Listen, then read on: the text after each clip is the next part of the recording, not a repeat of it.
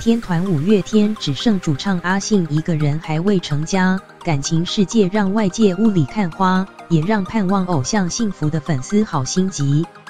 加上前阵子网上还爆出劲疯传阿信与天后蔡依林 Jolin 的绯闻，没想到官方竟罕见预告将于除夕特别节目上做出解答。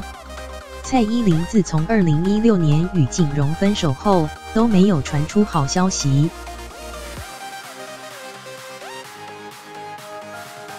不过前阵子终于传出绯闻，网络上疯传她与一位男神热恋，甚至列出10大铁证，引起大批网友热议。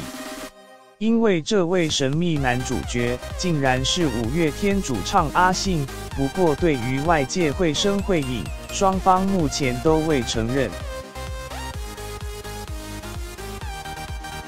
而农历新年将至，五月天预告将于4日除夕夜晚间10点，官方频道播出特别节目《五月天陪你守岁2019》。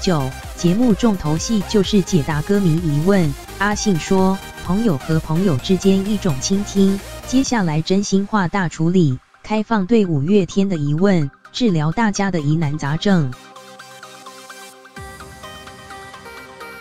回复歌迷问题，有歌迷问到演唱会已经结束，遣散费什么时候发？阿信说：“人生无限公司在真实人生一样上演，带着五月天的音乐，继续在无限人生继续，所以没有遣散费。”